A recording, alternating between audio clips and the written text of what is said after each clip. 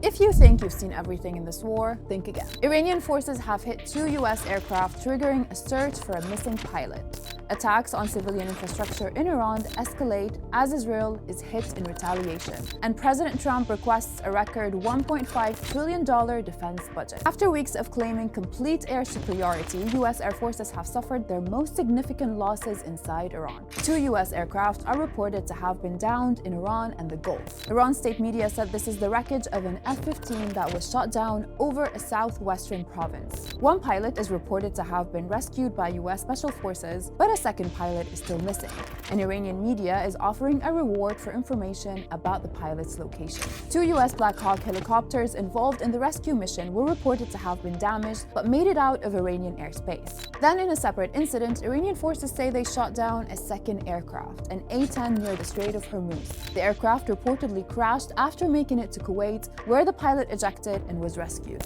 Iranian forces say the incidents prove their air defenses are functional. But despite the downing of the US aircraft, intense waves of airstrikes continue across Iran, with US and Israeli attacks on civilian infrastructure expanding. Among the latest targets were the Mehrabad International Airport and the Shahid Beheshti University in Tehran. Attacks are also intensifying outside the capital, with heavy strikes reported in Isfahan, Khurramabad, and Kermanshah. Meanwhile, in Israel, sustained barrages of Iranian missiles have been fired across the country.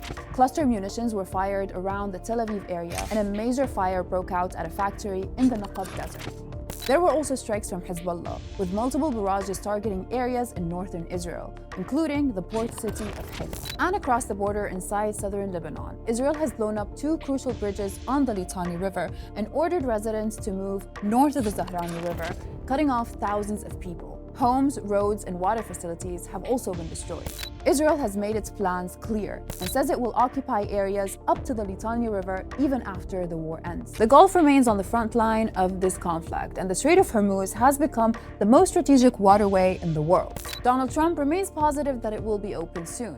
He wrote on Truth Social, "With a little more time, we can easily open the Hormuz Strait, take the oil, and make a fortune." But so far, the only vessels passing through are those making the deals with the Iranian government. A French vessel became the first European ship to be allowed through on Friday. President Trump is requesting more money from US taxpayers. He's asking Congress for a record $1.5 trillion defense budget. Just about all from me on day 35 of the war. Stay with us on Al Jazeera for every development.